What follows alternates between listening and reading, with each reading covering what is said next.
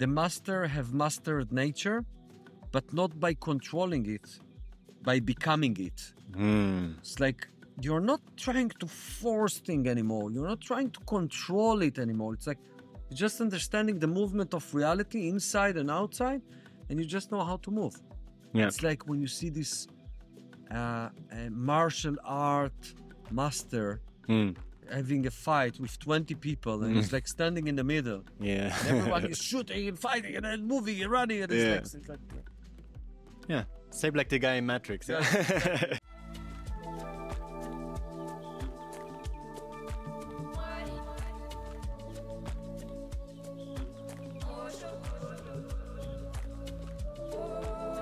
Welcome to the Natural Biohacker Podcast. Fluke, it's so nice to have you here. You're the founder of Wonderland and of many other things here on this beautiful island, Koh Phangan, and it's an honor to sit here with you. And yeah, let's do some wisdom talk. Thank you. It's a pleasure to be with you today. Yeah. So we're sitting here in Wonderland. So maybe you can explain for the people out there, what is Wonderland? So basically, Wonderland, it's actually called Wonderland Healing Center. Yeah. There is actually so many places in the world that called Wonderland. It's a very common name. And we are located in the island of Koh Phangan, which is in South Thailand. Yeah. And Wonderland has different aspects to this place. One of the aspects is basically this place that people come for a vacation. That is like content-based vacation. And the content is around yoga, meditation, wellness, self-development. Some people will say healing or working on challenges that they have in their life. Yeah. And what we offer basically a very simple concept. Yeah. You have your room.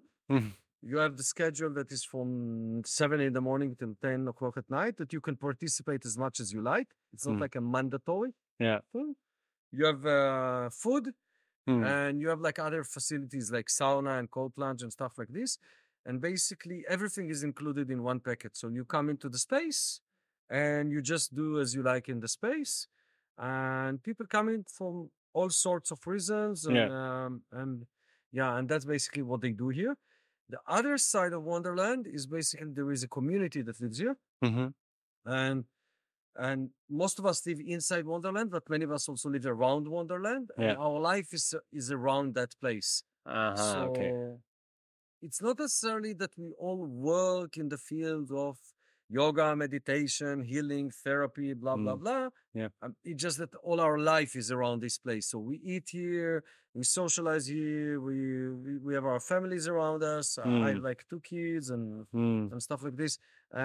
So there is the community aspect of this. The thing that I can say that a big part of our community is oriented into self-development. So we actually support the people that arrive here in a lot of unofficial ways.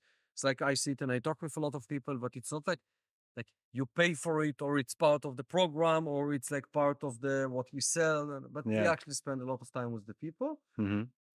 And the same community who lives inside Wonderland is the same community that is running other projects in the field of self-development. One of them is Inner Walk, which we can talk about. And another one is Wonder Village and Academy of the Obvious and other projects. And it's all in the fields of supporting and helping people to improve their quality of life, basically. Wow. Yeah. Thank you for sharing your mission here on the island. And as we hear, you're not from Koh Phangan. So where are you from and why do you came to this place? And was it like a vision for you to start a community over here? Well, I was born in Israel 47 years ago, almost 47 years ago.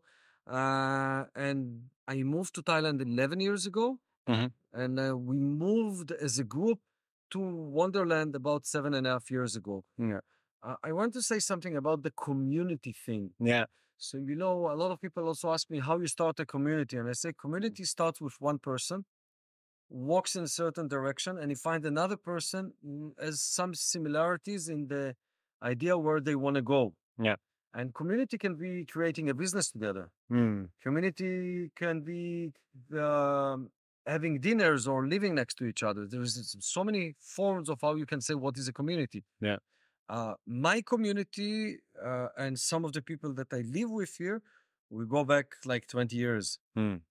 And 20 years ago, I was in business. I was doing totally other things. And 15 years ago, I was totally in another place in my life. And more of the people that I know that are with me today are like we're 15 years ago. And then there's people that we are 10 years together and people that are 5 years together. Mm. So, it's an ongoing thing. And when we arrived to Wonderland, we were already about 30 people Wow. operating together. Mm. When I arrived to Thailand, we came just 3 friends, like 2, 3 friends. And then when we arrived to Wonderland 4 years later, we were already quite a big group of people. Mm. So, for me, community is something that you build and invest into your relations Yeah. through the years. Mm. And I think that's the most valuable thing you can create in your life. Yeah. Having $10 million in your bank account and sitting alone at home might not be that fun. And there is also a lot of other aspects to this, but I think community is Okay. maybe one of our main issues in society and one of our biggest projects in life is our community. Wow. Yeah. Thank you for sharing this. I think for many people, community has also like other aspects. So maybe made up from the society. Like they think, okay, we need to share everything together, and we need to, follow religion or follow certain aspects of life or self-development. So what's the basic part in your community? So what's the direction you went and you find the other people? Yeah. So we are probably would be considered one of the most weirdest communities possible because we have no direction. Oh, nice. Okay. And we have no agenda. Mm. We live by one principle: is basically do whatever you want, don't disturb anyone else. Mm. And our relation is based on friendship and not even a life mission. So, like, some of us work in Wonderland, and this is our core center of life. But many of us like do other things. And yeah, I can say that through the years, many of us are busy in supporting other people in their journeys. So I think that our community, there is a lot about that. Mm. Like, but if you ask me, I think humanity is about that. We're just a little bit confused sometimes. Yeah. So, like, I think we all have to be in some place of service to each other. I actually have this saying that says, like, we are in service 24/7. And for the moment that we forget is when we start to be confused. Because when you are in relationship with your partner, you are in service. When you have kids, you are in service. When you have parents, you are in service. When you have friends, you are in service. When you're running a business, you are in service for the people working in your business. And if you see life in a different way, it's okay. It's other perspectives. But I found that this perspective have guided me very well and nicely in my life to have a very beautiful and joyful life. Yeah. With a lot of connections and friendships and also very well successful operations. Because when you run a business, it's either you're fighting with everyone around you or you're cooperating with everyone around you. And when you're cooperating with other people, you're actually in service for them. Yeah. Because you're trying to listen and to see what their needs and what way you can support them. And when you're constant in that path of service, so you actually start to see that everyone also wants to service you. It's becoming a relationship. And it's not something that I'm expecting or wanting. It's like I follow this thing and then it follows back my life. So, I'm not looking for outside society to solve my problems. I'm very self-resourced, but because I'm in service for so many people, when I do need something, I find it very easily arriving to me because it's kind of an immediate exchange that we have with people. Yeah. So for me, this is what our community is about. But again, it's ingrained in no concept. Yeah. So it's not like, okay, you want to join us? Okay, let's see how much service you can provide. Okay. No, we actually ignore all of those things. It's just that's what's rising in the space between us to each other in a very random way. And so we are very different people. But if you sit and each and everyone in the gang, you will see that you'll actually not find, like, it will be very questionable. What are we doing together? Yeah. It's like we're very different people. So how is like a normal day in community life for you guys? No, there is nothing such as I can say because we don't have community meetings. We don't have rules how we behave. So it's like, so one of my friends, he has a car rental company. Mm-hmm. I don't know. He wakes up in the morning. There's customers calling. They probably complain about some problems with the car. You go fix the problems. No, Okay. he has these things. Maybe in the evening, we all sit in his balcony, or some people will sit in his balcony and they will smoke a joint. I don't know. Yeah. And on another balcony, people, I don't know, will talk about other things. And so each one of us is very different. There is no Okay. normal. Yeah. There's like, it's very random. Okay. Yeah. Yeah, I like this idea, and I think like a lot of entrepreneurs also who are listening to this can relate to some form of business, because business is mainly getting like, I have this idea and we go in this direction and you need to follow and you need to buy our stuff. So, and when we bring more of this community aspects also in the business, so it can grow more naturally. And a big problem of a lot of clients of us is also like to yeah, they made a lot of business, they earned a lot of money and a lot of success in the outside, but they don't really feel this success in the inside. So, and maybe this is also something which we can prevent when we do business like communities. Yeah. You know, this question can go into many directions. I think our social connections is probably something that is in the core of our needs. Mm. We have a lot of social avoidance. We have a lot of I don't need social ideas. But actually, and I meet a lot of those kind of people also here in Wonderland as guests and friends from the island and so on. Yeah. But actually, when you actually start to build real connections with other people, you discover that there is many aspects of life that you actually didn't imagine that you can have. So I think a community can be a powerful thing to see how to work through. Um, Mostly what I would say, because you mentioned something and maybe it will take us a little bit to a different direction, but it's sort of like I'm doing something. Let's say I have a business and successful, but it doesn't feel like I'm not feeling it. It's like, yeah, I have money and yeah, and it's like I'm doing good and I can buy what I want and so on. There is no, but it doesn't feel it. Mm-hmm. And I like to say that there is things in life that you do. When you finish doing them, you feel more empowered, more excited, more energized. It's like let's say for me now, what I do gardening. Mm-hmm. So when you go and I work in the gardening, I work quite physical. Yeah. It's very physical. Yeah. So after 3 hours, I'm quite exhausted physically. Yeah. But like I take the shower and I sit later on and I feel more alive than I ever been in my life. It's like, so what's happening is that the thing that you do is bringing you so much joy and happiness and energy and good vibes. Yeah. Mm. And what is happening sometimes in our life, we lose the balance because sometimes I have to do things because I have to do them. Yeah. I need to work. I need to take care of my kids. And maybe it's not the things that I want to do now. Yeah. So I'm kind of a little bit losing energy when I do them. And there is other things when I do them I'm very passionate about. I'm Yeah. very excited. I'm very fulfilled. Yeah. And so it fills me up with energy. And if you lose the balance and it's becoming a negative balance, Mm-hmm. that's when you're starting to feel the downside of life. Yeah. Yeah. Yeah. So you can have $10 million in your bank account, but you're actually feeling the downside of life. Yeah. And I think that's the question you need to start to ask you, okay, where is those things that will make me more up, excited, motivated, joy, ecstasy, Yeah. but not from the ecstasy, Yeah. Yeah. and so on. And so, and thinking about that. So I think community and social Mm. can be a dominant part of that Mm. aspect of life. Yeah. But it can be, let's say, for me, is let's say, uh, meeting someone and then like being in service with them and supporting them in their journeys. Like it brings me a lot of joy, Mm. and sharing my skills with people brings Yeah. me a lot of joy. I don't make money out of this. Mm-hmm.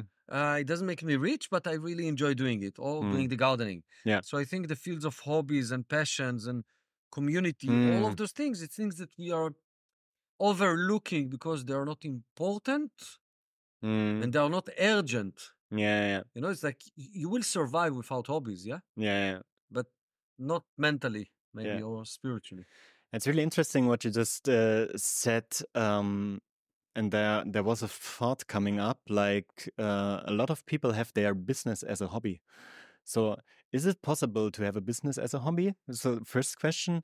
And another way maybe to put it is, okay, can we do other hobbies besides the business and create a balance then in between them?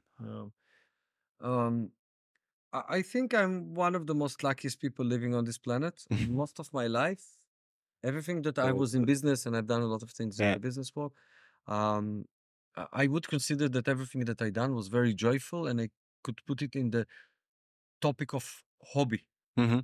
And fine, but when there is a point when, let's say, there was a time in my life that I was into technology, let's say, so I could spend 20 hours a day around that technology things that I did.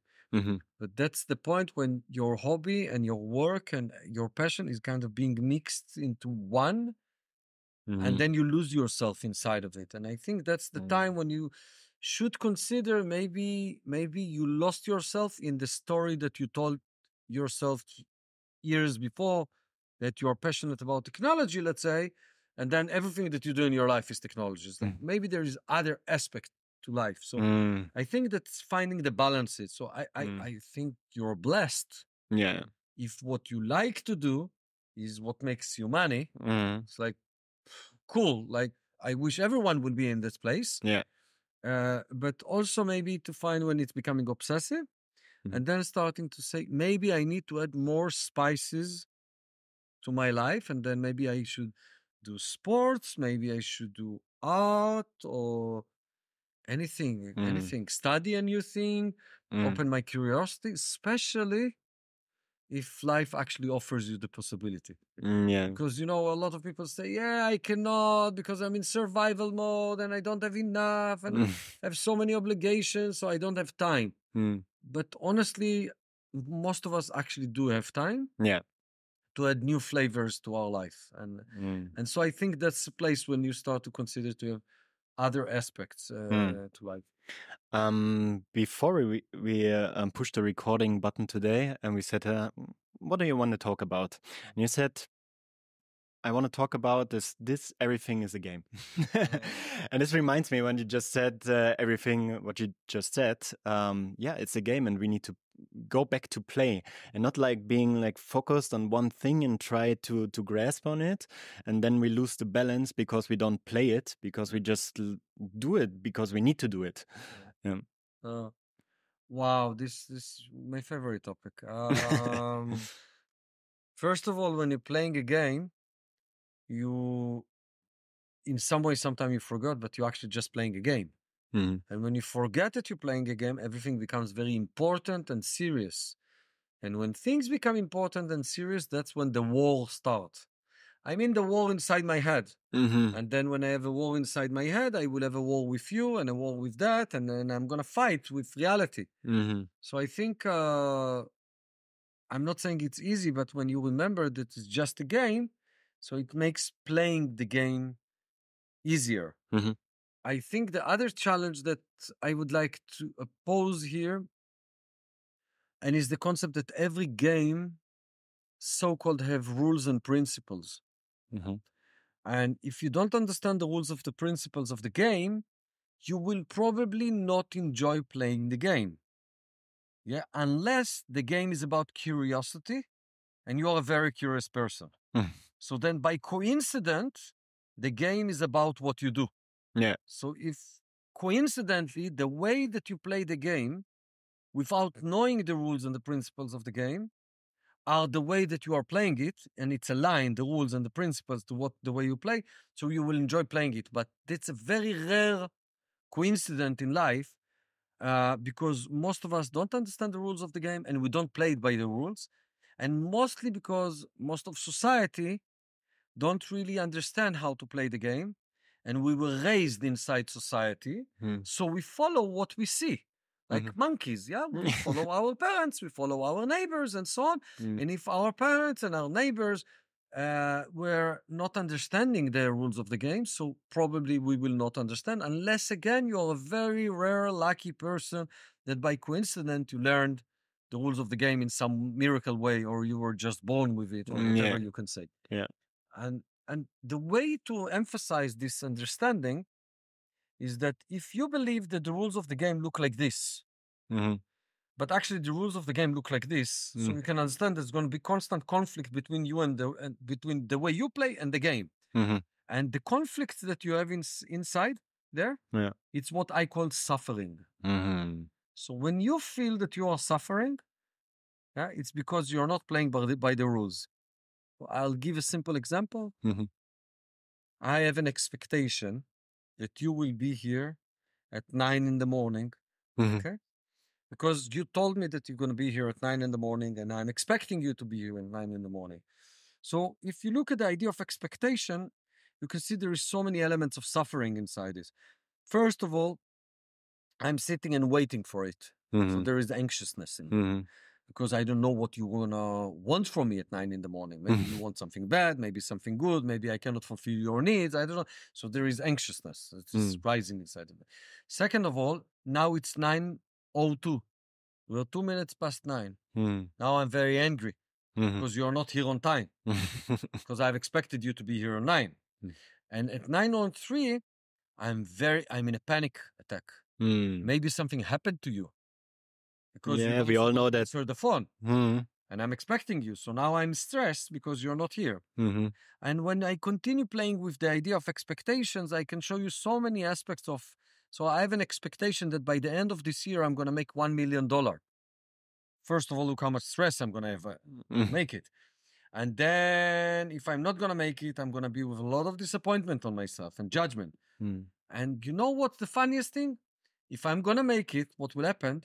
For the next year, I will have an expectation to make $2 million.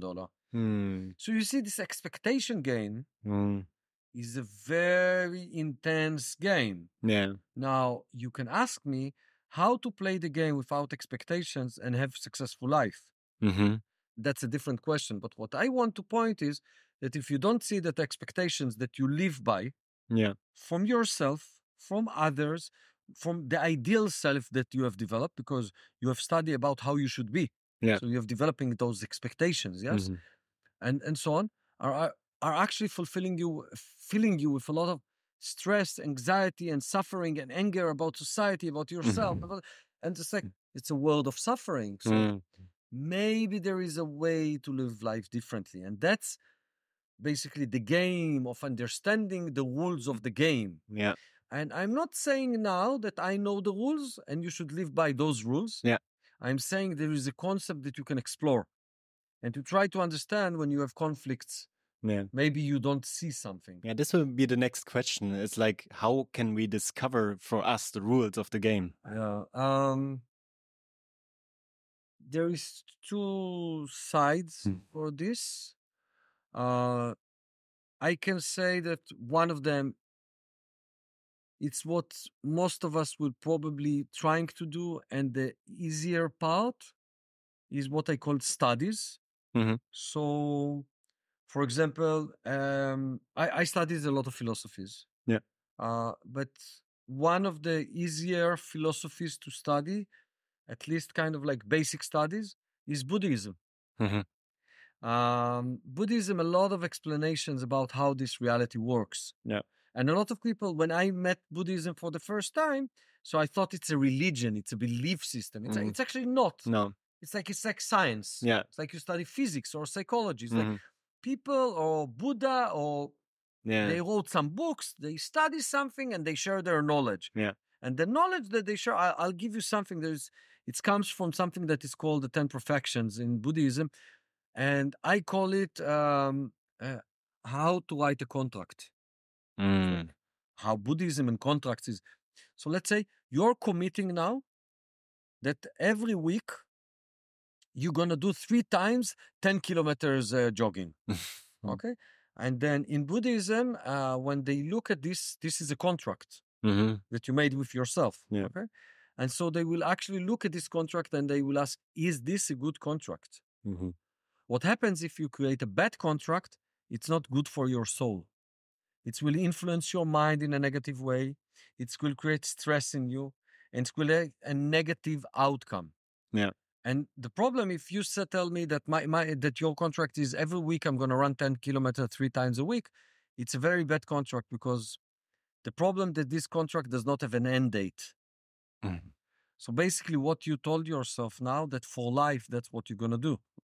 And basically now you're starting to manipulating your own mind because we both know that you're going to break this contract one day. Mhm. So your mind also knows it. Yeah. If you are not aware of this, your mind is already aware of it the moment that you created the contract. And that starts to create confusion. So they actually talk about how to create a contract. That's just a simple example. But in those studies, you can actually understand how your mind is operating, how thinking is operating, how behavior is operating. Like they will talk about expectations lead to suffering. Yeah. They will explain the difference between intention and expectation. And intention is setting a path and a direction, and expectation is looking at the result. Intention is every step that you make, expectation is where you're going to. And so if you focused on the steps that you're making, you have way higher success to fulfill it and to change the path as you need, but still go in the general direction. And expectation is something very harsh and with a lot of stress inside. So those kind of teachings, let's say, you can find in Buddhism. Yeah. Is this also like the main idea of the inner walk, or is it like coming from that? Okay, so I said one of the method is studies. Yeah. And the other method is practicing. Okay. And the practicing, as you mentioned, inner walk is one of the practices, but the practicing concept is you practice things that shows you the rules of the games that you're playing through self-exploring. Yeah. So instead of getting the information in the book, you're finding the information in your own inner experience. So this is what we call the direct studies. Yeah. And that's how all the great teachers, masters, prophets, so on, actually received their teachings. They had a teacher, maybe. They had a book that guided them, but the depth of the studies happened in self-exploring modalities, such as inner walk, maybe psychedelics, yoga, meditation, and so on. Inner walk, if we go that as an example for something. Yeah, maybe you can explain it for a second for them. So inner walk is a very simple practice. We basically tell you to walk between two walls back and forth at distance that is about 15 meters. Usually I will say 25 steps. So let's say you find a tree, you count 25 steps, you put a stone, and you walk in between them. And it need to be two obstacles or two walls or something like this. You walk freestyle, no control of speed, no trying to walk slow, walk fast, just freestyling. The walking is freestyle. And you let the mind to do what it wants. No control on the mind, no meditation modalities, no focus, no awareness, not of all of these things. And you just walk, and when you come to the wall, you turn around on the spot, and you come back, and you turn around. This is the practice. Very simple practice. Yeah. When you do this for 10 minutes, 30 minutes, 1 hour, 3 hours, 15 hours, 25 hours, when you walk, and I'm not saying you have to walk 25 hours straight, but let's say you walk 1 hour, the next day another hour, so on. We do a 4 days, 4 hours practice. It's workshops. Like every day we walk for 4 hours. Yeah, I did it. I started one. So when you do this, what starts to happen inside of you, you start to be very present without even trying with your own mind. And you start to see how it's operating, but not from an identification perspective. So it's not like you feeling your mind and your stress and your emotions and all of this anxiety that you know that you might have inside your head. It's very present. It's very subtle. And you let your mind talk, and you just like not doing anything. And by the process of observing your thoughts, something starts to happen inside. First of all, the speed and the tension in the mind starts to slow down. Then you start to see what your mind is doing. And then I'll give some example. You walk like, okay, when it's going to finish? And then, okay, what I'm going to do after? Okay. And then, tomorrow I'm going to do this and this. And and why? And slowly you see like, wow, I have so much expectations. Mm. Wow, I'm like trying to control everything. Like, Mm. wow, there's so much effort in me trying to control everything in my life. And it's like you start to see like what you are about. Mm-hmm. And you start to see what you are about, you start to see how this game is working around you, how this matrix is operating. Mm. And when you start to see how it's operating, you become the master of this operation. Mm-hmm. If you see in the movie Matrix, there is a very beautiful beginning when he's fully like, wow, he's like captivated by the Matrix, by the light show that he has. Yeah. And as he goes through the movie, he starts to understand how it's working. And at the end point, when they shoot the bullets at him, you Mm-hmm. can pause the movie and look at the bullets, and the bullets are your thoughts in that Mm. context. Yeah. And you just look at them, and you just put them down. And it's like they become like no bullets, just like illusion. Wow. And then he actually can play in the game and do whatever he wants. He become the master of the game. Mm-hmm. And the process, you learning to be with your thoughts, emotions, and in the process of inner work, is training you to do this. Yeah. So you become that. And when you stop doing the practice and you're sitting in a business meeting, and suddenly your mind goes to different places and tension is coming up and kind of observing all of this. And suddenly you see and you smile because you see the illusion in all of that. And you see how your mind has created you stressful ideas and is running to the future and is repeating the past again and you start to see it inside of it. So you become like the master of that experience. And it's a very interesting master. It's like there is a beautiful teaching in the book of Tao, and it says the master have mastered nature, but not by controlling it, by becoming it. It's like you're not trying to force thing anymore. You're not trying to control it anymore. It's like you're just understanding the movement of reality inside and outside, and you just know how to move. Yeah. It's like when you see this martial art master having a fight with 20 people, and he's like standing in the middle. Yeah. And everyone is shooting and fighting and then moving and running. And it's like Yeah. Same like the guy in Matrix. yeah, exactly. He's like barely moving and he's winning 20 people. It's like, Wow. that's the movement. And that's the inner practice study. And honestly, without forcing it too strong, I would say that we have become too much into knowledge, studying things, and not enough practice and experience. Yeah. So I'm not against studying Buddhism or Vedanta or yoga philosophy or Kabbalah or whatever philosophy that you want to follow. But like, what is your practice? Like, it, don't stay in the books. Yeah. One of my greatest teachers, he said, you only read a book to get a confirmation about something that you already know. Yeah. And what he wanted to say in that, practice, practice, practice, see what's going on, and then go to read in the book, and you will see someone very wise and old explaining something that you experience already, and it will all make sense, I mean. Okay, I have some questions about all the spiritual practice and practicing, and also like maybe you can distinguish between the bigger practices and the smaller practices you do every day, because especially here on the island, there's a lot of workshops, a lot of yoga, a lot of breath work and psychedelics and all that this kind of stuff.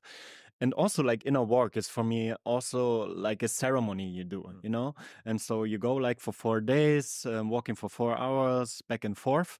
But what happens after it? How can you integrate these insights you just have? It's also like for many people who we work with, it's hard for them to integrate like psychedelic experiences because they have so much insights and they're out of their head and everything makes so much sense. But then afterwards, then the normal life maybe kicks back in or whatever they created. And then it's hard for them to stick with the new reality, with the new kind of understanding. I think it's very valid and important topic. I will say something like this. What is integration? Okay. What does it mean? What does it mean? Preparing for a workshop, doing the workshop ceremony, and so on and so on. So for me, self-development is around the process of me being able to observe what's going on inside of me. Yeah? Because when I'm able to see what goes on inside of me, I can learn to be with it. That's number one. If you cannot be with yourself, no process will happen because then you're running away. Also, when you're not can be alone with yourself in solitude. Okay, so then let's say if you want to go to do a ceremony, whatever psychedelic, whatever it is, so you actually have to be with yourself in the ceremony. So the preparation for ceremony is learning to be with yourself. Being in ceremony is being with yourself, and integrating is being with yourself. So pre, during, and post, you actually required to use the same skills. Yeah. Now, I'll give an example. Let's say I do 1 hour of walking in a walk before I go to ceremony as a preparation to learn to be with myself. So I do every day 1 hour for a few days, blah, blah, blah. Okay, nice. In ceremony, I'm being in ceremony. I see what I see. I learn, okay, I can hold it because I learned to sit and observe, and it's nice, beautiful. And then I go after ceremony. So after ceremony, what is happening? My system is activated. There's things moving. I received a lot of information and so on. And then after ceremony, I'm going to run outside. I'm going to be in work, in business, and that, and I collect another more information. That's it. Okay, so my system couldn't integrate because it didn't have time. So what is actually you asking me is how I provide the time to do the work. So after ceremony, I can do 1 hour of walking every day. And so what happens, I let my mind communicate. What is he communicating about? What he saw, what he received, the challenges, the emotions, the processes, whatever. So he needs time to processing time. He needs processing time. Yeah. Okay, so I provide him 1 hour for processing time, and then he can do the integration by itself. I'm not doing the integration. Integration is happening when I'm allowing it to happen. So I'll give a different example. You take a block of papers and you just write, and you don't read what you write. And when you finish writing, you burn the paper. So you allow the mind to freely express itself and so on, so on, so on. But it's in a very conscious and present way because you're actually writing it. So your mind is receiving conscious presence from time from you to do the processing that it needs. So that's like how I integrate things. Now, that's one aspect of the question that you asked. The other aspect, what I want to say, there is a difference between going to a boot camp and living daily life. So let's say you are an athlete and you're a tennis player. So every day, I don't know, you play tennis, you practice, you do the things, but every day you do also a lot of other things, and you have other responsibilities, and so on, so on, so on. But once in a quarter, once in 6 months, you go to a boot camp. You leave everything behind. You go to an isolated environment. You get the best facility possible that you can provide yourself, and you dive in. You practice all day long and you learn new, and this in the boot camp, you learn new skills, you develop next level muscles. Okay. And then when you go back to life, you continue normal life. So in the context of inner walk, ceremony, and so on, I think ceremony is like a boot camp. Inner walk is like a boot camp. Okay. So if I look at it from that perspective, so I would say that every day you take a shower, and once a year you clean the entire house, you break the house down, you move all the pots and pans. So sometimes you do a boot camp, and you have the daily responsibility to take care of how well maintained is your system. And I think that's how I look at inner walk and ceremonies and so on. How the idea of inner walk came to you? Well, it didn't came to me. There is... So the story goes that there is a monk in Koh Phangan lives not so far from where we're sitting, actually. Yeah. He's still here. And he basically the one who started this practice. And I have a very close friend who's actually the one who is leading me in almost everything that I'm doing in my life. Wow. He pointed me to the Wonderland. He pointed me to Inner Walk. He pointed me to my plant So medicine it's a journey. kind of mentor for you? He's one of my best friends. We don't refer to each other as mentor or anything like this, but he's a very wise guy, and he has a lot of like innovation and wisdom, and he's like one of these people who can say to you something, and then like 5 years later, you like, oh, Okay. shit, he was right, you know. Yeah. He's a very, very good friend, and he actually went to walk with this monk, and then he told me that I have to go there. And so I went there and I met the monk and I started walking with him and we fell in love. And then I walked with him for a very long time. I had a lot of issues to sort in my head, so I needed to walk more than most people in humanity. Yeah. And then he told me one day that he have a vision, and he told me about the project and what he wants to do and so on. And then basically I said, okay, you're a monk. I'm living normal life. I can go and create a project. So basically, based on his vision and idea, we created the project. And when we created the project, we needed to give it a name. Yeah. And then the word inner walk came. So it actually wasn't even called inner walk when I was practicing at the beginning. It was just like you go to walk with the monk. I don't know, something like that. And at the beginning, everybody called him the walking monk. But actually, now he's called the laughing monk because he's constantly laughing. He's very nice guy. And so it's actually his idea, and I was kind of the executor in many aspects. Okay. But quite at the beginning, when I started this project, like many of my friends and colleagues and stuff joined me, and it's like we created together the organization that is called Inner Walk. Wow. It's a non-profit organization. All the practices are for free. All the knowledge is for free, and the support is for free. People can leave donation, but it doesn't cost money. And yeah, today is a very big organization. Thousands of people walked all over the world with this, and also in Koh Phangan. And there is people who facilitate this work around the world now, and it's like it's become a big organization. Yeah. But basically, you can do it by your own. Yeah. If you go to the Inner Walk website, there is a link to a video. There is a 3 minutes video that shows you how to walk. There is a 25 minutes video that basically I call it the cells video that explains why you walk. Yeah. And if you want, I will also share, it's not in the website. I'll actually ask them to add to the website. It's called, it's another video. It's 1.5 hour video. It's called Technology of the Mind, Thinking and Overthinking. And it explains all the knowledge that you need in order to embody as much possible benefit from the practice of inner walk. Yeah. And it's free. You can just walk. Yeah.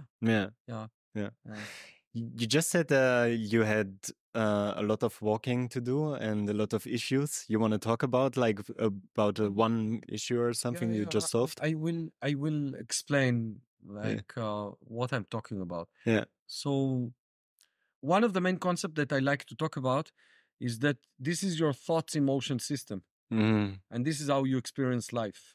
And what is happening, I will try to demonstrate it. It goes something like this. It's like,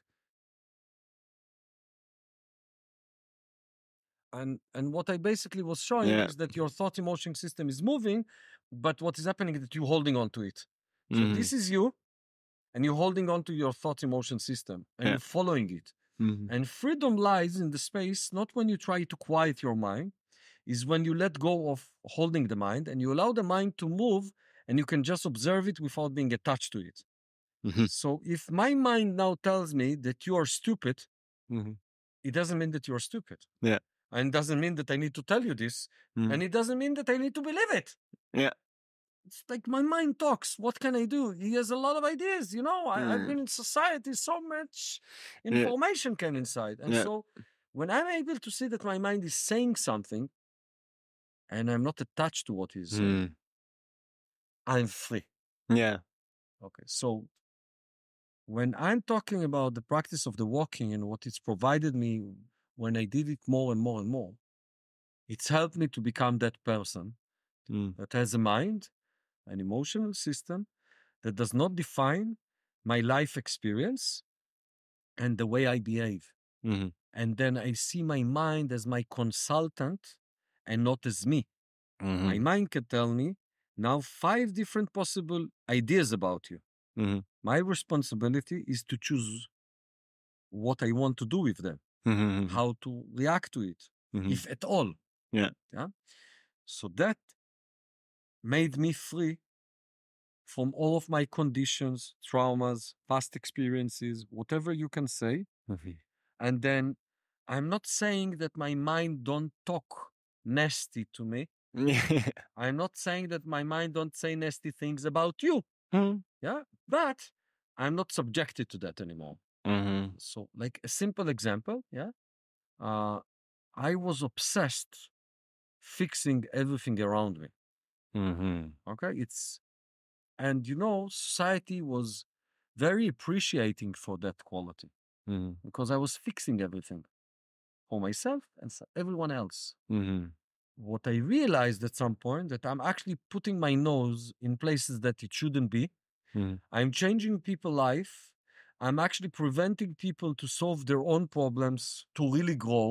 Mhm. And I'm actually trying to control everything around me. And Yeah. I'm an obsessive person. At some point I've realized that like actually this is not such a good thing. Mhm. And I was really good at this. So it's very confusing.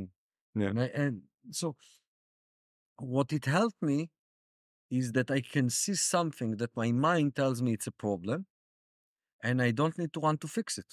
Mhm. Now, patient gives me a lot of benefits because, Mhm.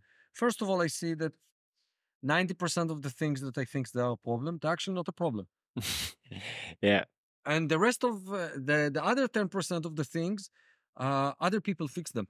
Mhm. So I don't need to get involved. Yeah. And then, there is this 1%. I'm not saying it doesn't exist. And then I stand up very peacefully, quietly, go, move something, say something, Mhm. and sort it out. Yeah. And, then my life is way more easy. And it's more easy for you to live next to me. Mhm. Because think that every time you move your hand in the wrong direction, I have something to say about it. Mhm. It's impossible. It's unpleasant. It's like, so getting out of my own way Mhm. was a thing that inner work helped me a lot. Yeah. Like fears, avoidance, uh, heart opening, Mhm. connection, Mhm. a lot of things. Yeah. Uh, And it's a big, big topic in the world, like the overthinking and the constantly overthinking. And I think what is missing is a spiritual practice, maybe inner walk, maybe meditation, yoga, or something, because the people are just like being distracted from moment one when they wake up, yeah, with their smartphones, with the society, merchandise, everything, And yeah, so it's really big topic to get out of the overthinking and to play the game, because when you overthink everything you don't play.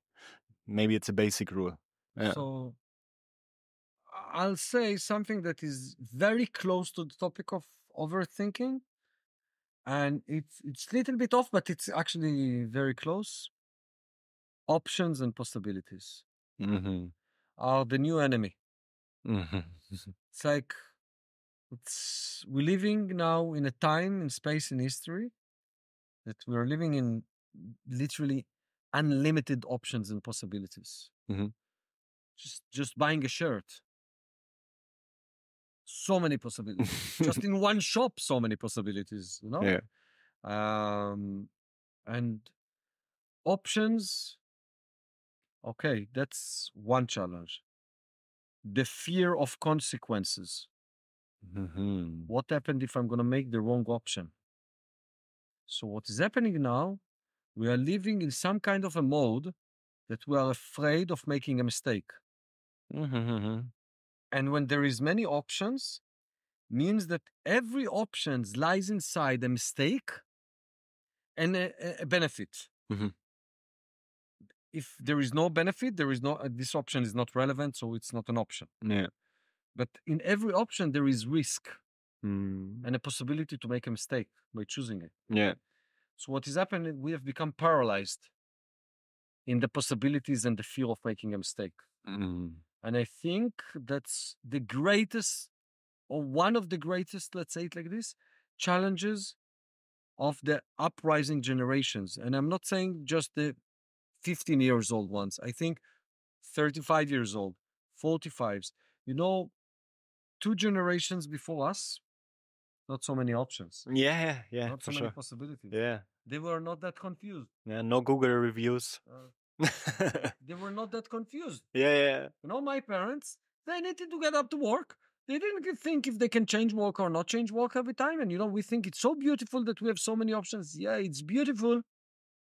But we have become so confused about them. Yeah. And I think a big part of the overthinking is connected to that element. I'm not saying everything, saying it's very connected. So basically, how to overcome that, there is various things that I would say about it. I will share one thing that is not about inner work, it's another modality. Yeah. And I call it getting out of the comfort zone, which is basically doing things that there is a no inside of you. Like for me, eating a banana. Really? I don't like bananas. Okay. So for me, getting out of the comfort zone is eating a banana. Okay. Why? Because I'm showing my mind, nobody's gonna die from eating a banana. Yeah. Stop doing this. Enough with this panic about these options. So when you practice getting out of the comfort zone and you are actually selectively choosing to do things that are in the no zone, avoidant zone of your mind, you're actually training your mind that you can actually do everything. And then when you're training your mind that you can do more of the normal, then when there is few options, it suddenly you can say, okay, so I'm just going to choose these options, whatever. Yeah. I'm just going to do it. Let's see what happens. And it's easier to walk forward in life and not get stuck. Yeah. So, and the training works in a very interesting way. I tell you to make a list of all the no's. And constantly you can add things to the no's. Yeah. And then once in 3 days, you open the no list and you look and you choose the easiest thing. The easiest thing, always you choose the easiest thing. That's the trick of this practice. Okay. So you choose the easiest thing because it's easy to say yes about it. It's easier than the rest. Yeah. And then when you train your mind to say yes about no, it's becoming good at doing it. So you choose level 1. It's the easiest thing. And the next time you choose level 2. So you strike the... Yeah, you strike it out. Okay. Strike it out. Yeah. You strike it out. And slowly you're actually training your mind to strike out no's. Oh, and make them yes. Yeah. And avoidance is becoming willing and courage. And you open to more possibilities. And then when you start to have options, it's easier to just do something. Okay. So it's a practice that helps to overcome these fears of options and the no's and the... Okay, maybe for the audience as well, you put a list, like a no list. Yeah. And every 3 days, you said, you strike out the easiest one. Yes, the easiest one. The easiest one. That's the trick. Do okay. the easiest one. Okay. But then there's a day where the hardest one is coming. But then you're more prepared. I'll tell you something, it will never come because you can always add things to the list that are not there. Okay. This is the hack. But that's not the point. Yeah. At some point, you will drop the list, you will drop this practice, and you'll see that it was all just big mumbo jumbo. And you just do whatever you want. It's like, let's say your biggest issue, water. I have a friend, biggest issue is the water. Afraid to go into the sea. Yeah. There is a lot of unknown in the water, the fishes and the wildlife there. And there's like fear of the... So you would think that the training should be how to put my friend inside the water. Yeah. And I was like, forget it. This is level 50. Yeah. Just do level 1, 2, 3, 4, 5, Then by the time you get to level 10, you will go into the water. That's what will happen. Okay. Because what's happening is the mind is being trained to overcome those avoidance, those fears. It just happens more and more naturally. Yeah. And like the practices like inner work, ceremonies, what we just mentioned is a booster for that, no? Wow. Yeah. For sure. Yeah. For sure. Whenever you do inner work or look, every boot camp Yeah. in the context of it puts you facing with all your mind and your challenges and the no's and the fears and if it's being held properly in the right container, so you develop the courage to break through. Yeah. So for sure, this is this is the bonuses. I'm saying don't be in love with the boot camps, but use them. Yeah. So once in a few months, as much as you can allow yourself, if not once a year, if you cannot allow too much, so go to a boot camp. But it would be beautiful if every 3 months you take a small break, 3 days, 5 days, and then maybe once a year, 2 weeks, 3 weeks, and go to a boot camp. Yeah. I think the concept of vacation is confused. Mm-hmm. You work all year round. Yeah. When you have a vacation, you go to a boot camp. Mm-hmm. So when you work all year round, it will be playing a game and not working so hard to get a vacation. Yeah. So actually, what I recommend people is when they have a vacation time to go to use it for a bootcamp. Okay. To upgrade their system. Yeah. And then when they go back to life is easier. So they can enjoy life all year round. Yeah. And the people, they think, okay, I need to do a vacation and sleep all day and eat good and see different sights and everything. So, and this is a little bit kind of avoidance and a little bit kind of distraction as well. And I still want to say, like I understand you're working very hard all year round. When you have a vacation, you just want to do nothing. Yeah. But I think that's still a limited experience because maybe you never done something for you. And so for you, is only doing nothing seems to be doing something for you. But maybe once you will go to one of those boot camps, and you will see how much it gives you, you will actually say, man, I'm willing to do this work 24/7. Like just give me to live. I work, I'll give you an example. Parents. Yeah. Busy raising kids is a lot of hard work, Yeah. When they come to inner work for 4 days. And I'm saying, well, after the first day, I hope it wasn't too difficult for you. And they look at me and they say, difficult? It's the first time I had 4 hours for myself in years. Like, what difficult? That was a vacation for me. Okay. It's like I could actually have time for myself, So, in many ways, when you actually do those practices, you suddenly realize, wow, that's actually, it's not difficult. It's like, wow, it's so good. I can be with myself. So it's a matter of experience, I think. Yeah. And it's also really important to have this different perspectives. Yeah. Because for a lot of people, they just have the one perspective and they're not like really open to look at it from some other sides. And when you see now, okay, vacation can also be like, walking for 4 hours a day and have a quiet mind after it. Yeah. Okay, I understand. But, even if I take like part of the work that you do, so you gather people together and they do something. And it's a special occasion for all of them. Yeah. And there is what you provide and what you facilitate, and it's beautiful. But they also meet each other. Yeah. And they get opportunity to see each other experiences. And they can see like how other people behave, and they get to see people in intimate space and safe space and contained. And so they're actually learning just from being in a container that provide that experience, regarding to the experience itself. Yeah. So there is the quality of what you provide, but there is a quality of being together and spending time together. And so on. So that's also. It's also just to make some impulses, but you also have like, the safe container, and the people can see themselves outside of all these concepts like business, like relationship and everything. And so they can experience like a more deeper self. Yeah, I loved it. It's also the work we did just here at the vacation here in Koh Phangan, like gathering like 30 entrepreneurs. And it was not so many things about business.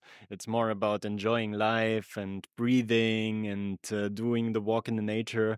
And the people there, it's a kind of community which creates this kind of work. And the people, they come again and again, and like 70% they booked already for the next year.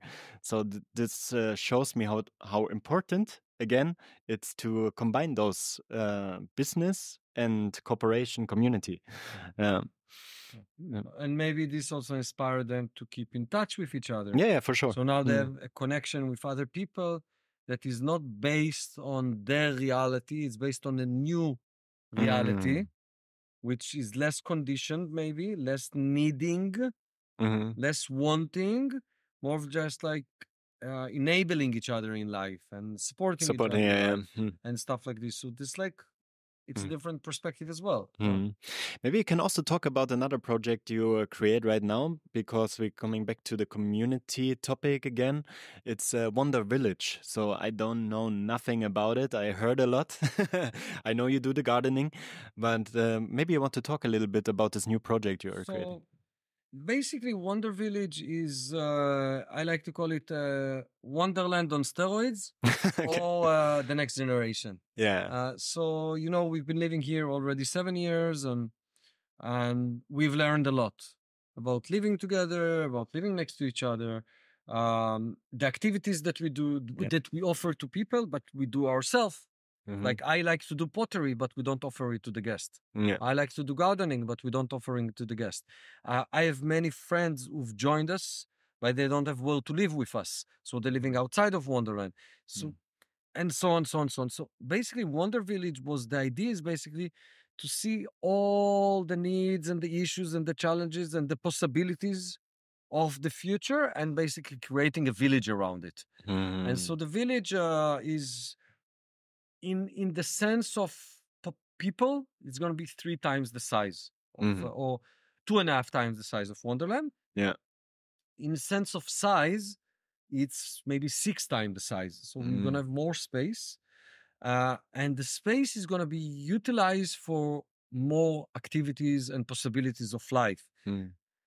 More sport-related stuff. More art-related stuff. Pottery, wood, glass, weaving, and so on, so on. More music-related stuff. Yeah. More gardening-related stuff. Yeah. And amphitheater, so we can have like shows and evening activities together. So there is more of the activity side. Yeah. Okay. Also more for community spaces. Here we don't have the right space for the kids. So there we're gonna have in the village there's gonna be a neighborhoods for the families and the kids. There's gonna be neighborhoods for permanent residents that are without the kids. They don't want to hear the noise on the kids' head all the time. Yeah.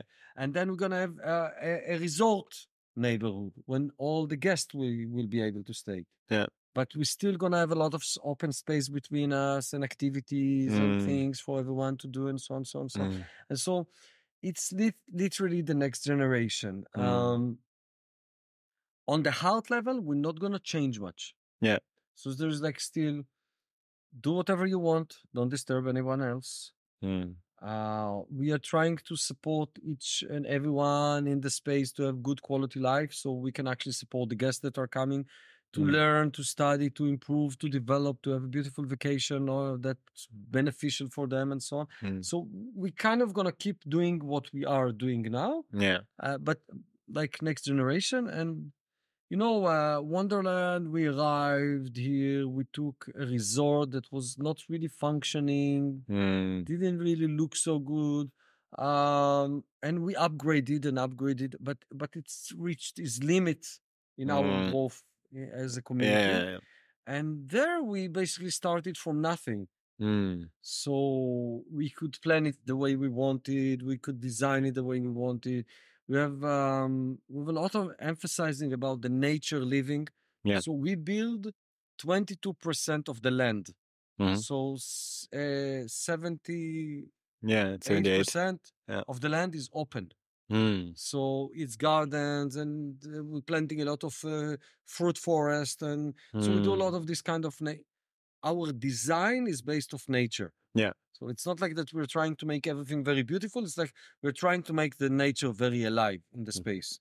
Love it. And so we started the project here in Africa. And the first thing that we started is actually gardening. We started to take care of the land. And there is a lot of aspects to that. And more and more and more and more. Okay. And, wow. and Yeah, we're gonna finish the project by the end of this year. Mm-hmm. We're gonna live there, and then guests will probably be able to come in a few months after. Yeah. Wow. So, is this also like an example you want to create for the humanity or for the society, like how it's meant to be to live connected to nature, connected to love, to supporting, and yeah, Yeah, I will say I want to say yes, and I want to say it with a little bit no around it. And the yes is a big yes because the one of the biggest sentences that we follow three main sentences in our project, and one of them is be the change that you want to see in the world. And it's something personal, it's something as a collective, as a group, as everything, as a company. You're running a business, be the change that you want to see in the world. Run the company like you wish every company will run it. You build a village, build it in a way that you wish every village will run the village. So make an example of everything that you do. Love it. But I want to say a little bit no around it is because we don't have the agenda of pushing things into the world. That's what we do. Someone is interested, is willing to come to experience, to see.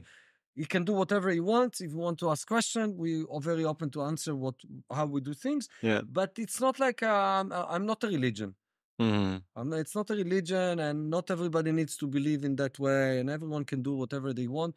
It's important to say it because there is a lot of very pushed agendas in the world, in the fields of religions and political agendas and so on. It's like, we do what we do, you do what you do. If I can inspire you in some way, I'm very happy. Yeah, for me, this is like the most countries and politics and states should communicate with each other. And this is what Mahatma Gandhi said as well, be the change you want to see in the world. And I also use this sentence really, really often. And yeah, I think you need to go into the world and you think about yourself and also about your self-development and self-realization and all this kind of stuff, but also go a little bit into the cosmos. So like being cosmos-centric instead of egocentric. So yeah, really important work. Thank you for doing that. I want to say something about the self-centered and cosmic center. There is a nice sentence. It came around a few weeks ago in another talk. True selfishness is purity. So when you actually really see the self fully and what he really needs, not what your conditions tell you that he needs. Like when you reach to this point that you really see what he needs, you are cosmic centric and self-centric on the same moment. There is no separation in that. Yeah. When there is an ego self that is coming from fear of survival, of existence, of whatever it is, so I'm separated in my needs from you because I need to survive and it's not important what happens to you. Yeah. But actually, when I see that my survival is way better with you around me, so I'm cosmic center suddenly. And that's something really to thrive to. True selfishness is purity. If you can find this one, you see that there is. So if I'm in service to you, I'm benefiting from that. And it's okay that I'm benefiting. It's not like that I shouldn't be benefiting from being in service. It's like it goes in the same circle. It's only there is no separation. It's one. Yeah. So yeah. Thank you for bringing that. It's the same. Yeah. So maybe you can dive a little bit into your value system, if you like. So what kind of values you have for yourself, or what is this you discovered right now? What you need? It's a confusing question to answer. I'm not this person who goes with a list of values. Okay, fair enough. I'm not that person. I might say that I'm very centered around one topic, is presence. Well, because when I'm present here, and I'm not reactive, so I can use all my skills and knowledge and information that I have, and I can choose what is relevant at the moment. I can say that non-violence is something that I follow. But that's something that might interpretate that if you're going to come to hit me, I'm going to sit and let you hit me. So I'm entitled to self-defense as well. And if through self-defense, I need to move you and to push you to the ground for a moment, I will do so. Yeah. On the same moment that I finish doing so, I hope and wish that I will still stay present and calm and see how I can help you. First, not to hit me again. Second, to see why you're trying to hit someone else. And also to see in what way I caused you to hit me. Because I probably have some part in it that I need to see. Yeah. And not like I'm blaming myself for something, more like I want to become aware to this whole dynamic that is happening here and to see my parts in it. And so you see this, like, it's not really a value that I'm presenting here. It's me trying to be as present as possible in the moment to moment and use all the skill and knowledge and wisdom in every circumstances. And I wish that I will have the patience and the courage and all of those muscles with me to support me in that moment of challenge. So you see, it's not like I can give you my list of values. It's more like, it's good. Yeah, it's like I need to choose every moment. And it's something that I actually try to work with people. Don't try to make a list of how you should behave because it will not fit the next situation that will come up. You need to learn how to be present and okay with your decisions and the consequences of them, learning from them, so you will have more experience the next time you will do something. And a beautiful sentence that I think, my memory is not so good, comes from the Zen path. Yeah. What is the difference between the master and the student? The master have made more mistakes than the student ever tried. What makes you a master is your failures and mistakes. And when you're present with your mistakes, you're learning from them. So they are gifts. They teach you for the future. Yeah. And that's how you become a master in something. Even if you're just playing tennis, you make mistakes, you learn from them, and you correct. And you learn, and you correct, and you make more mistakes, and that's how you become a master.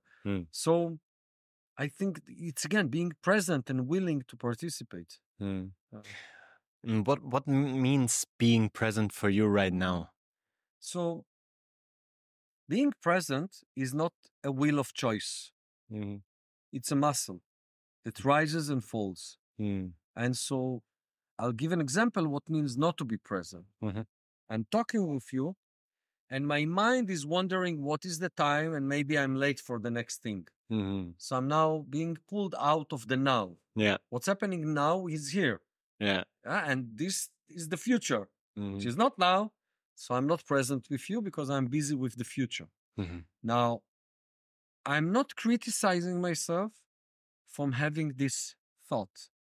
But if I'm being aware of that thought, I'm becoming aware that I was distracted and I can come back easily and be more focused here. So that's how I'm allowing myself, okay, to drift and to come back. So being present is doing the now. Yeah. That's the now. The now is talking. So this is present. Yeah. Now I'm thinking about my plans for my trip to Zimbabwe. You go. No, I'm not going. Okay. So I need to sit and plan it. Yeah. So it would be wise for me to give it some time and to think of it. Yeah. So that's being present with planning the trip. Yeah. The trip is in the future. The planning is happening now. And now I've decided to do the planning. Yeah. So I'm present with that. Now I'm jogging. So I'm being present with jogging. Yeah. And so on and so on. So being present is not a specific thing. It's just the thing of doing the now. Whatever now is the now. Yeah. And so for me, it can be everything. In inner walk, for example, you're allowing the mind to talk. So being present is listening to what he's saying. Yeah. Yeah, because that's what's happening. Yeah. And so on and so on. Yeah. By the way, I'll just say something like this. For a lot of people, being present is a complicated concept to comprehend. But being in flow, what does it mean being in flow? Doing the thing. Mm. I'm cooking. I'm in the flow of the cooking. Yeah. I'm washing the dishes. I'm writing. I'm dancing. I'm singing. I'm in the flow. But I can also be dancing and not be in the flow. Mm-hmm. What does it mean dancing, not being in the flow? I'm dancing and thinking about my next move, planning what I do. I'm thinking if you like my dance. I'm thinking if this is a good dance, or I'm thinking about my problem with my partner. So I'm not in the flow of the dancing. I'm distracted in other things. Yeah. I have tension. It doesn't feel comfortable.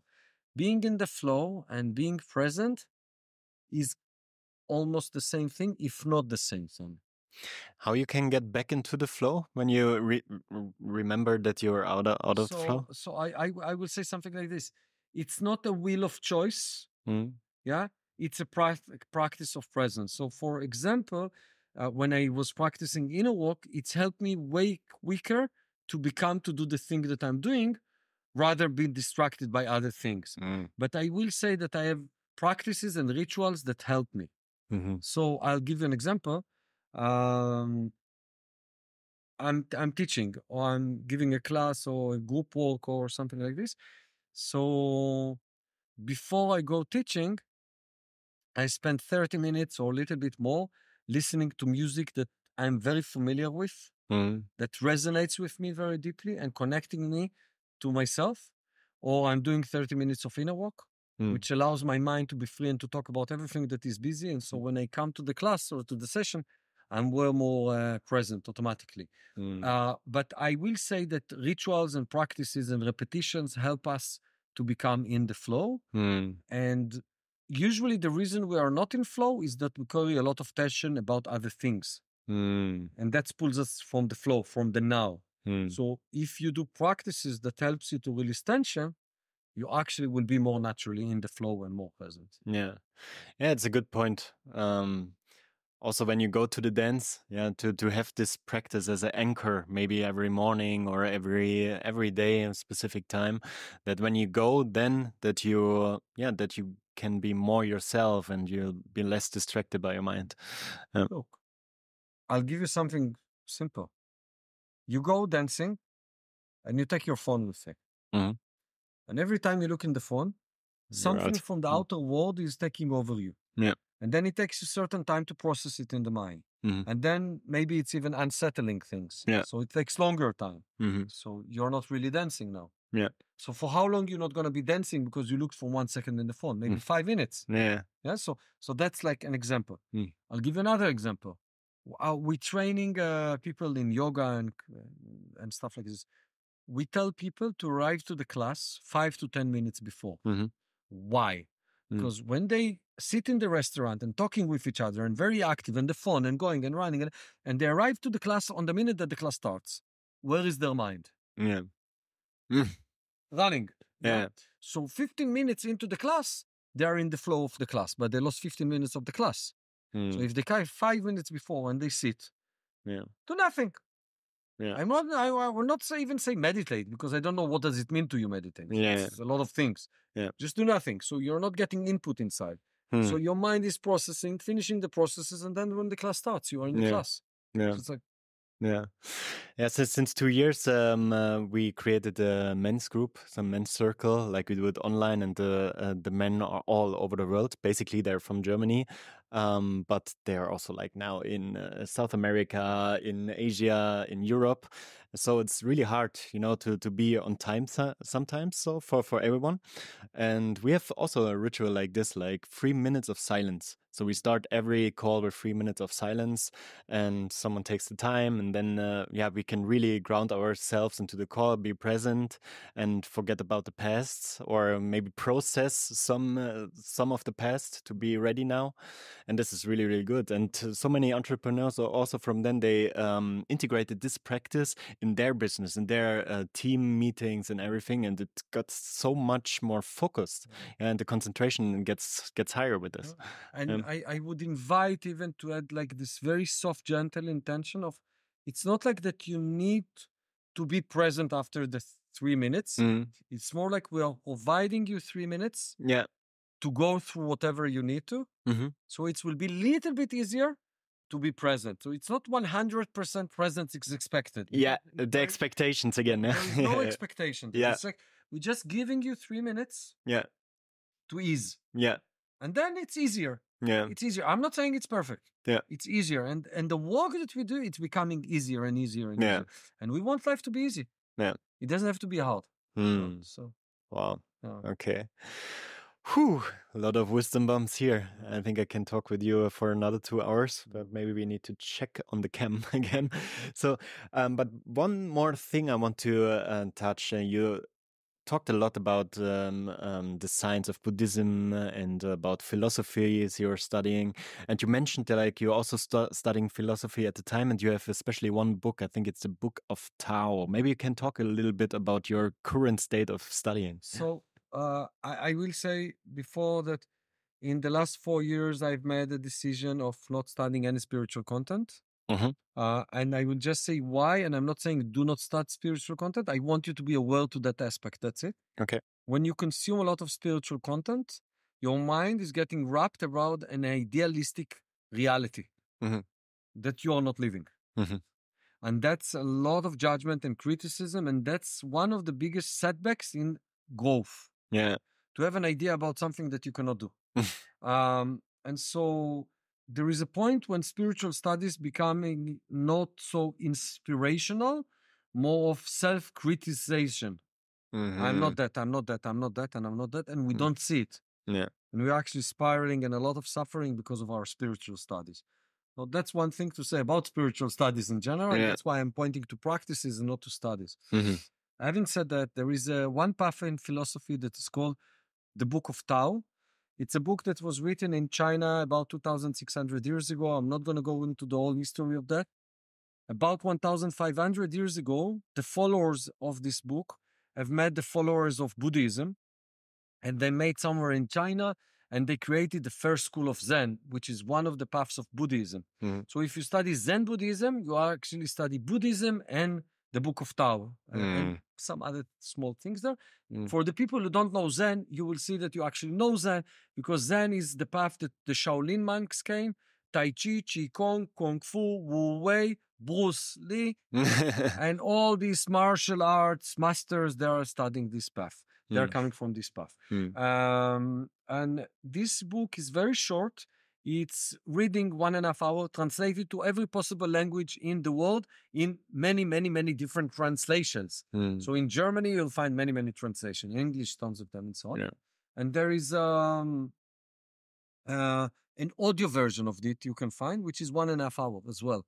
So it's like you listen to this. And there is a specific version that I work with, which is very melodical and musical and very soft and gentle. And I listen to this like I listen to music, not like you study something. So you can listen to this over and over again and start in the middle. Like you have a record of music. Like 15 songs. And you just listen to them randomly, you know? And it's 81 songs. Each one is very short, less than a minute. And by listening to this or following these teachings, it's very beautiful. It talks about 2 topics. One of them is the Tao, and one of them is the Master. And the Tao is the reference to everything and how everything's operate. And the Master is essentially the potential in you. You are the Master. And it talks how the Master behaves. And now he's operating inside the concept of the Tao. And now the Tao is operated. And that's the book.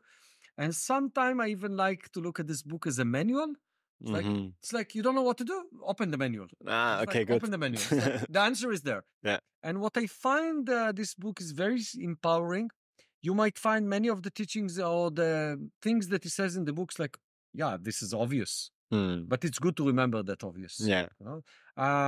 He talks about, I'll give an example. So there is only 3 things I can teach you: patience, compassion, and simplicity. And it goes on. And then you can understand it in different ways. But one of them is that he knows to teach only 3 things. Or there is only 3 things you need to learn. And the 3 things are patient, okay? Having the patience. Compassion can be translated into language in many different ways, but it's a heart quality of me basically accepting you for who you are, accepting the things for what they are, allowing the things to be what they are, not having judgment. Yeah, allowing you to be who you are. I'm taking you as you are. It's like it is what it is. Yeah. Compassion. Yeah. And it can goes in different other interpretations as well. And simplicity. Simple in thoughts, simple in actions. Okay. So when you find complexity in front of you, you know they are not aligned with the truth. Someone is making it complicated. Life is simple. The answers are simple. When you find simplicity, you know that you are getting close to the source inside of you and in reality. So, patient, compassion, and simplicity. When you follow these three things, the reality will sort itself for you. Wow. So that's like one of this. It's like one chapter. Wow, a lot of wisdom in one chapter. Many others. I can speak for hours on this. Actually, we are running a circle once in 2 weeks that we are getting together. It's open for everyone. Okay. And no prerequisites, no previous knowledge. And we're playing one chapter. And everyone can speak what they think. And then that's good. There is silence. We're playing the second chapter. So maybe in one evening we play 3 chapters or 4, or depends. And it's an open philosophical discussion in the light of the wisdom that comes from the book. But we're not trying to stick to the book. And what is interesting, that every chapter in this book, when you hear it again and again and again, every time you will see something different. It's like it's a mystery book. It's very, very beautiful, and yet very direct and simple. So that's kind of something that I really try to incorporate in what I share with people today. Okay, and you said there's an audio version of it, and you can just simply. I can share it with you. Okay, good. And I will say something like this: many of the greatest teachers, spiritual teachers, and prophets, and so on, living and that were living on this planet, actually studied this book. Many ones that you actually know their name. But not so many people have the courage to say that they can talk about it. It's a book that it's like I can give you 1,000 interpretation for every sentence. So if you say something is that, like I will show you, it's not that. It's and then it's like very debatable and so on. But actually many great teachers follow this book.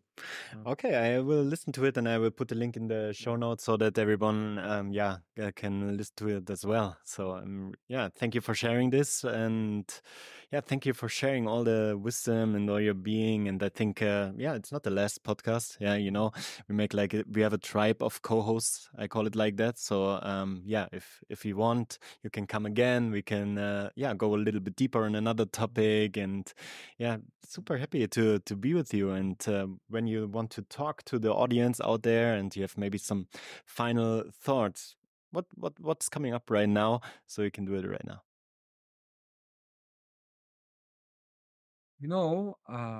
We speak about so many things. And then like I trying to fill into someone who's just sitting at home now. Like, well, what do I take out of all of this? So I'm gonna give something that's coming out of nowhere, from a different direction, but I think it's like the greatest gift that maybe someone can give to yourself. Like find a time, pack a bag, pack a bag, and go somewhere alone with nobody that you know for 2 weeks, 3 weeks, if you can go for more. And don't bring your past with you. Like, don't bring the people that you know. Don't bring what you know. Just go out and allow yourself to be nobody, no one. Don't try to hold on to any identity. Don't try to present yourself as something. Just for 2 weeks, be free from who you are. And see, like what is there? What they're like, and maybe this can be a guidance for you for your future, like what you can do more different. I don't know, because we actually living inside a custom that we buy many years ago. Actually, maybe someone bought it for us. And so just go out and be free from yourself for 2 weeks. It's like, and see what is being left there. Okay. Beautiful closing. Thank you for your work. If the people want to know more about your work, about your projects, what's the best thing to connect with you or to connect with the community? I can send you the links to all the projects, and through every project they can connect to the specific project. If someone wants to connect specifically with me, I don't mind. I'll try to do my best to answer everyone. Thank you very much. Thank you, Fluke, and see you again. Thank you. It was a pleasure. Thank you. Kap und Kap. Kap und Kap. Wow, thank you. Oh.